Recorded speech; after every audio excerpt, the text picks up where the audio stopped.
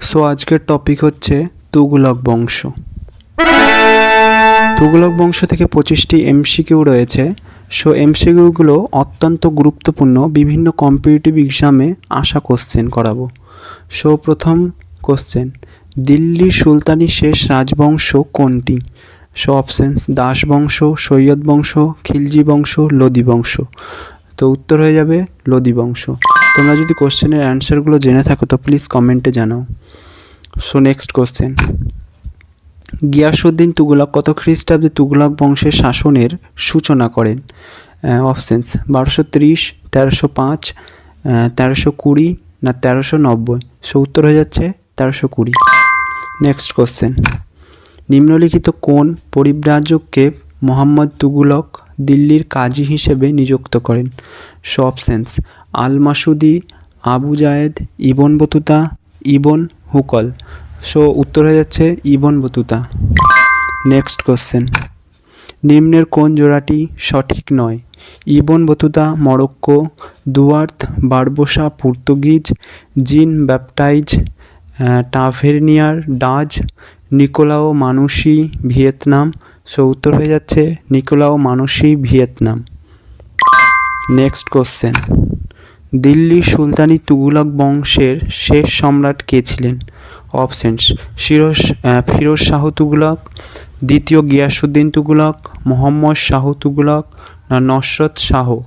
So উত্তর হয়ে যাচ্ছে মোহাম্মদ শাহ তুগলক।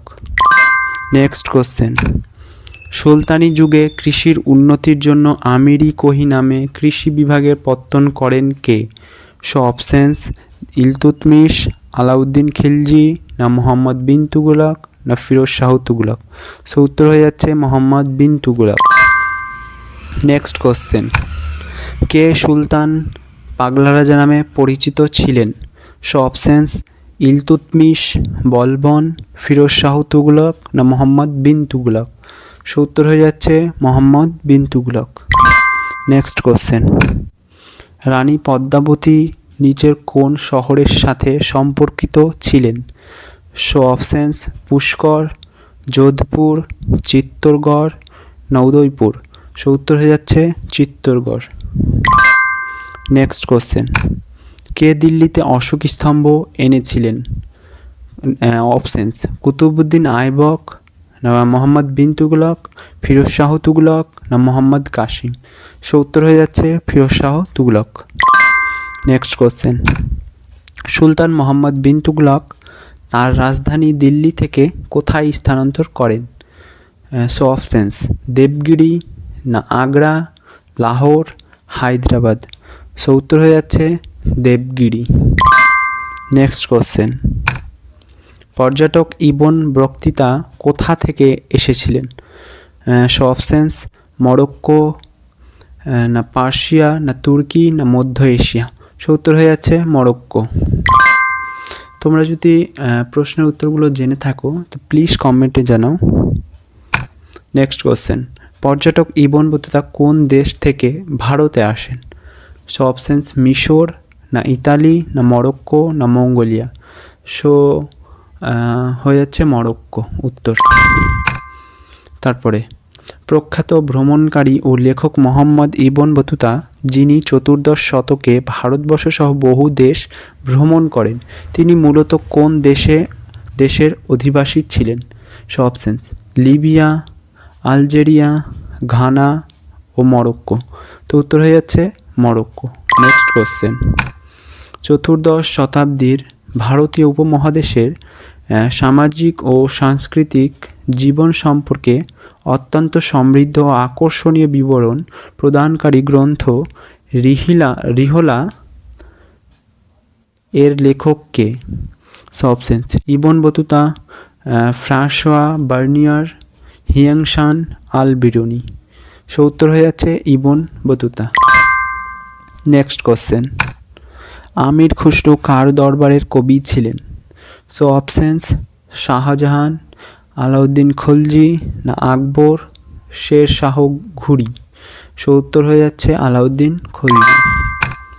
গিয়াসউদ্দিন তুগলক কত খ্রিস্টাব্দে তুগলক বংশের শাসনের সূচনা করেন?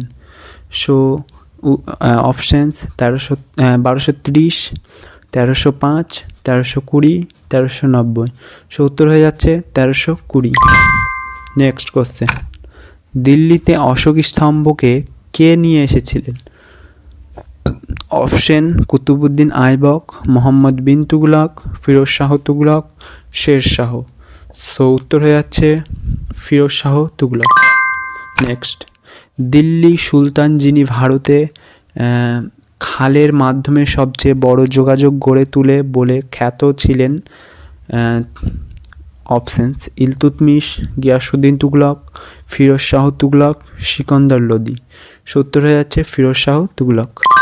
নেক্সট কোশ্চেন, রাজা তার লোকদের কাছ থেকে এবং তারা তাদের রাজার কাছ থেকে মুক্তি পেয়েছিল।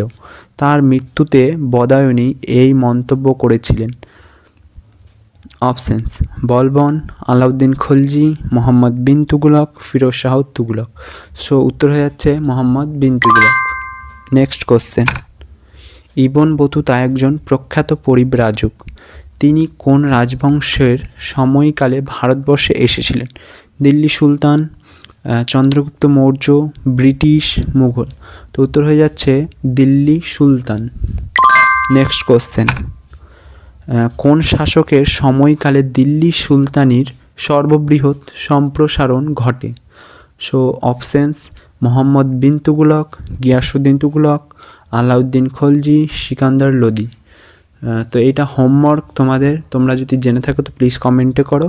আমি নেক্সট কোশ্চেন করছি, দিল্লি সুলতান তার রাজধানী দিল্লি থেকে দৌলতাবাদ স্থানান্তর করেন? অপশানস ইলতুৎমিশ, মোহাম্মদ বিন তুগলক, আকবর না গিয়াসুদ্দিন তুগলক। সো উত্তর হয়ে যাচ্ছে মোহাম্মদ বিন তুগলক। নেক্সট কোশ্চেন, 14 শতকে ভারতে কে সোনা ও রূপার মুদ্রার বদলে প্রতীকী মুদ্রার প্রবর্তন করেন? Options Firoz Shah Tughlaq, Mohammad bin Tughlaq, Jalaluddin Khalji, Alauddin Khalji. So উত্তর হয়ে যাচ্ছে মোহাম্মদ বিন তুগলক। নেক্সট কোশ্চেন, কোন সুলতানের প্রশাসনিক কৃতিত্বের খতিয়ান পাওয়া যায় ফুতুয়াত ই ফিরোজ শাহী গ্রন্থে? So options Gulbadan Begum, Abul Fazal, Ghiyasuddin Barani, Firoz Shah Tughlaq. So উত্তর হয়ে যাচ্ছে ফিরোজ শাহ তুগলক।